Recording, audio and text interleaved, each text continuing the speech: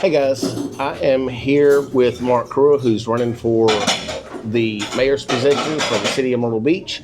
We're at Harry's Breakfast Pancakes today. Mark has agreed to meet with me to answer a couple of questions that have been posed to me from city businesses and city residents alike. Mark, it's good to see you this morning. Thank you, Jason. Good to see you again. Real quick, one of the questions I have is, what is your number one priority if you're elected into office? We have so many things that need to be addressed at this point. I think the number one priority is to get back on track. We're out of whack, if that's an expression. We've lost our focus on the whole city. We're focused on 10 blocks downtown, spent a third of our long-term debt on those 10 blocks downtown. We've lost our connection to the residents, to the business community. Our visitorship is down. The tourism economy is down significantly this summer, in part because some of the things that the city has done. We have not paid attention to the details, the things that make Myrtle Beach great. Public safety rolls into all of that. I know that's automatically somebody's response, public safety, but it's much broader than that, that we need to get focus, bring some common sense back to make sure that we're doing the right things to save Myrtle Beach's reputation. I genuinely think that our reputation is at stake if we don't get back on track in the near future. City Council needs to be involved in the budget process a lot sooner. We've got to go to Columbia and address the tourism development fee percentages. We've got to figure out how to fill those 50 police vacancies that have been vacant for 5 years. We need to make Myrtle Beach look better than it does. If you walk around downtown, the look is disappointing. We think of ourselves as a world-class resort, and we aren't a world-class resort. So those are some of the details that you need to pay attention to. The beach signage. At one point we were getting 90% return visitors. We're down to 65% return visitors, and our reputation is not as good as it needs to be. So transparency, smart budgeting, common sense approach. You got to figure out how to work with the businesses and not against them, so that they've got a thing. And then, because we've focused so much time and attention downtown, we've ignored the rest of the city, so the residents feel ignored as well. I sort of divide Myrtle Beach up into 4 different sections. There's the visitor piece east of Kings Highway, south end of town, middle part of town, north end of town, and they all have different issues, some similar issues, but some different issues. And frankly, we've ignored all of those issues with the exception of dealing with those 10 blocks downtown. So we really do have to provide some leadership, and that's why I'm doing it, because it needs to be done right now. We don't have 4 more years to fritter away doing things that don't make Myrtle Beach the fun, inviting destination to live, work, and play. Okay, the second question I would have, obviously, to be considered a candidate for a mayor's position or elected city official, you have to reside in the city. Yes. And where? Remind me. I live at the Market Common. Okay.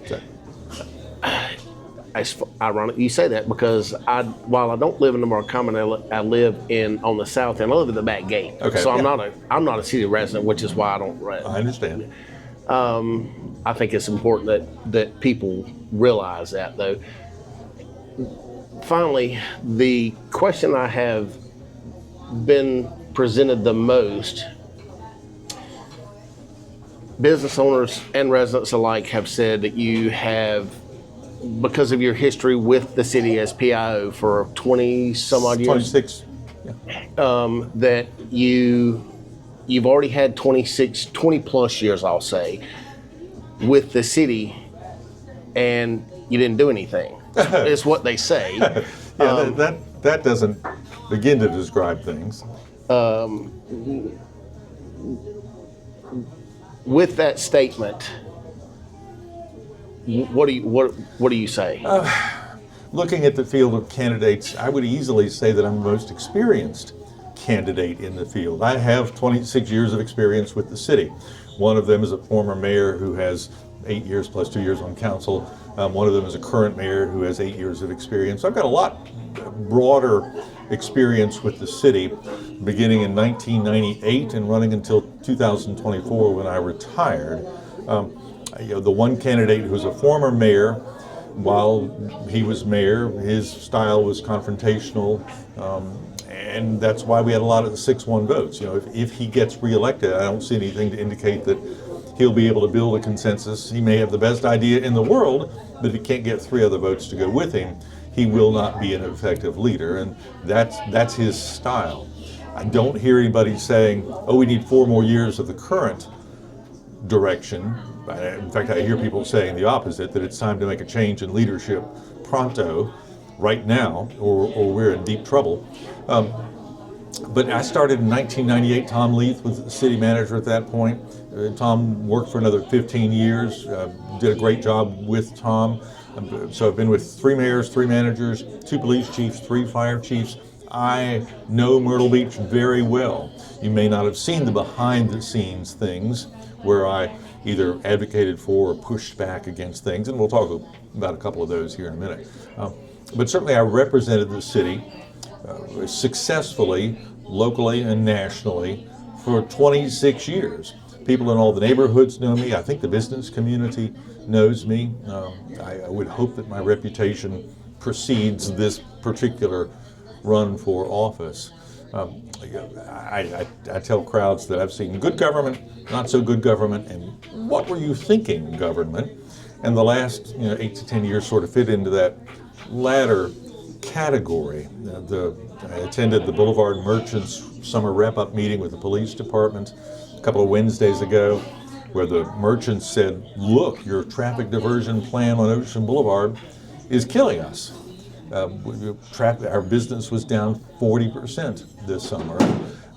The police department sounded like it was listening, but then it got shut down severely. We need to work with the businesses. Through the years, I've heard stories about how hard the city is to work with, and I sort of assumed most of those were exaggerated, apocryphal, but in talking to the business community now, that's not the case. It takes 90 days to get a sign permit and a year to get a building permit.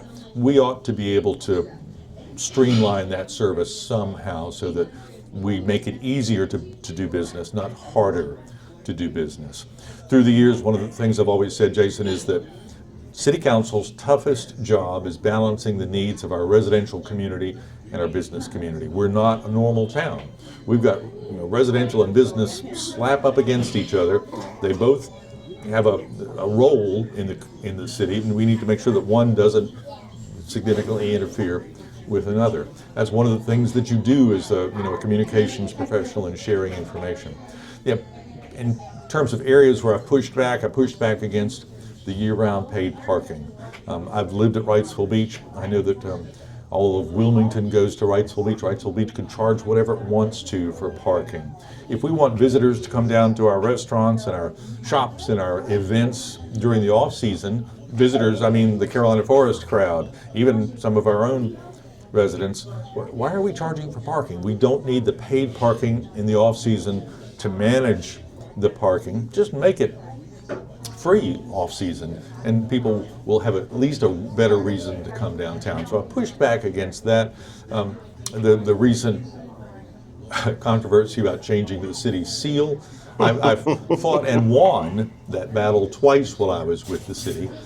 Frankly, you could not spend enough money to achieve the recognition that the current city seal has. Granted, it's old, it's 50 years old, but it's well known in Ohio and New York and Pennsylvania and West Virginia and North Carolina and South Carolina and Georgia. Everybody recognizes that seal across the country. It says Myrtle Beach. Why would you bother spending time and or money changing that sort of thing? So there are lots of areas where, again, I had a seat at the table, to their point, but I spoke up and tried to steer the ship in a better direction. One example was they were installing the new automatic water meters out at the Market Common area, and they were going to use TIF money from the tax increment financing district for the Air Force Base to pay for the water meters. And I said, wait a minute, this is a utility function. We've got utility reserve monies. Why aren't we paying for this out of the water system? And the light bulb went off and they said, yeah, oh yeah, we can do that. So didn't spend the TIF money inappropriately for that. So there are a number of issues like that where if you think I have not been representing the city well or not done my job on behalf of the residents and the businesses and the visitors, then I would argue that you're completely wrong.